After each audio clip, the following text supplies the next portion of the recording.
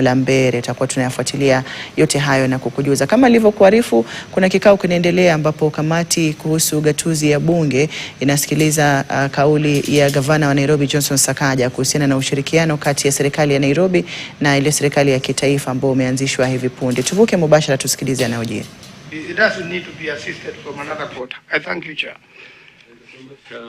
Finally, I think, Your Excellency, one thing I can assure you, this committee will stand with you to see that at least whatever you want to achieve in this city is achieved. This city is ours, each of us has a home here, and we want to see a city that is very clean, that has enough water, enough security, and according to Article 189, that it provides an avenue for cooperation. So you have all the right to cooperate, so long as this city is going to benefit. But however, there are a lot of hue and cries. So I think the only thing is, you only make a participation. Like, you know, this document, actually, your assembly is missing. They are wrong. It's not well pronounced. It has not come out very well. And these are the people who support you, who will work with you. These are your MPs. I think that should be looked into. And one other thing is, I want you to put the NMS bills that was left in part of this agreement, if possible. So at least you can be able to pay these people. There's so many people who have lost, made business with the county, and the money is still missing for the last how many years? I don't know, almost 6-7 years. That was also be looked into. Finally, I think, as rightly said by my colleague, Nairobi should be an ordinary county. It requires extra money. And I think as a Senate we'll have conversation to see that at least the equitable shares get more than what we get now. And I don't know why we call you governor now. It should be called Governor General, because you are now governor of everybody. Because if you call everybody governor, the one with with a small county and in Nairobi, I think should not be called the same names. We just look for another title for you. Thank you for understanding my predicament. So I think with those few remarks, I wish you the best. Thank you. Continue with the cooperation and the agreements, but because refine it. Yeah. Take the members, whatever the proposals have made, engage your constituents and your assemblies. With those few remarks, I want to wish you all the best. Thank you so much, Chair. And thank you all to all the members. The work you're doing is so important for our country in this journey of devolution, which is the highlight of our constitution. And many times it is us who will set precedents on how things are done, because there are many things that have not been done before. Chair, I want to assure this committee and the people of Nairobi, I've been walking around with this idea for years. I have said it to you here more than 2 years ago. I said it in the Senate during our debate.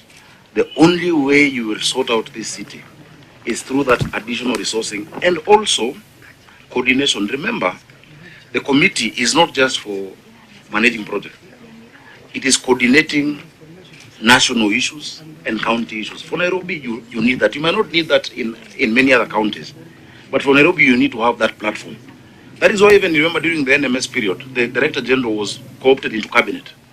You know, for a reason. The capital needs that visibility. The governor needs to have information on what is happening, across the sectors. Chair, let me give you an example, and I'll finish. I won't take more than 10 minutes. Everybody wants water from the county government. And not just Nairobians, even Kajiado County and Machakos get from Nairobi. Chair, the problem with water is something people don't realize is a long-standing problem.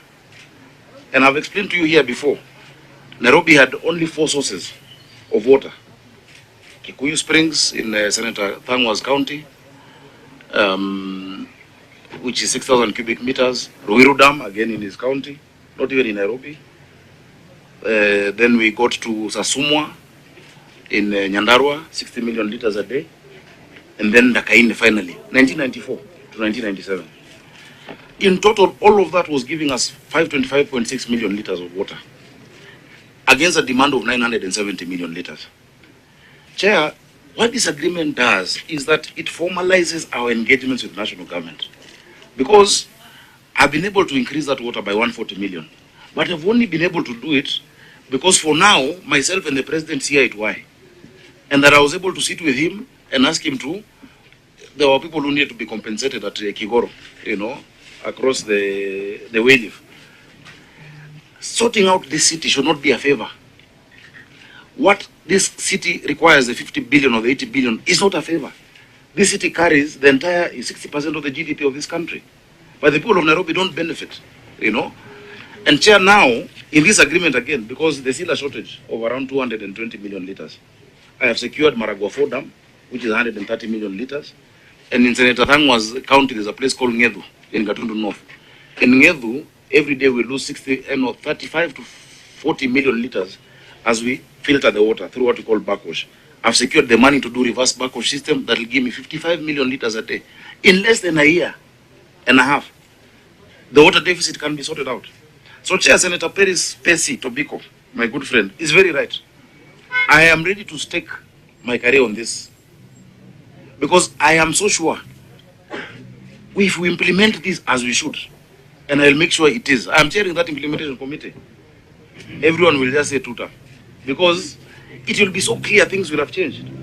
There is no other solution. There is no shortcut for Nairobi. There is no, professor you'll put there.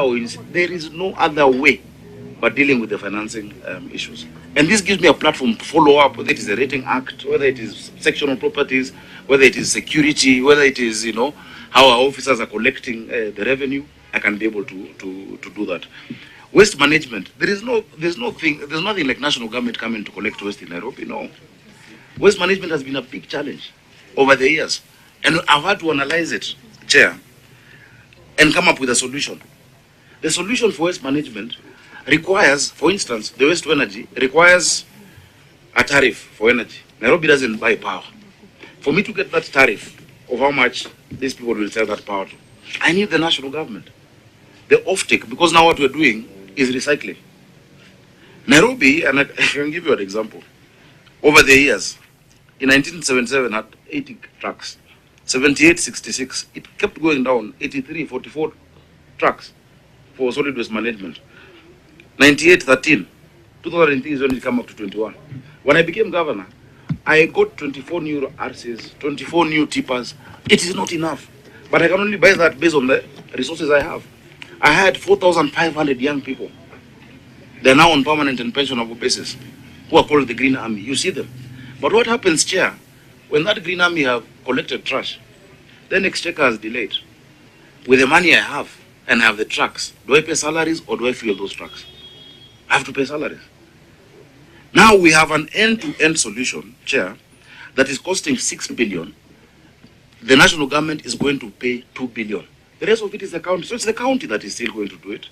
But that, and let me give you an example, that end-to-end, we're getting 32 compact. Na mtazamaji, huyo ni gavana wa kaunti ya Nairobi Johnson Sakaja akiwa mbele ya kamati ya ugatuzi ya bunge kuhusiana na ule ushirikiano kati ya serikali yake ya kaunti ya Nairobi na serikali kuu katika kutoa ama kuboresha huduma muhimu kwenye jiji la Nairobi, na akieleza jinsi ambavyo ushirikiano huo ni muhimu na masuala ambayo yatakuwa yanaambatana na utekelezaji wake. Tutakuwa tunakujuza kwa kina taarifa hiyo hapo baadaye.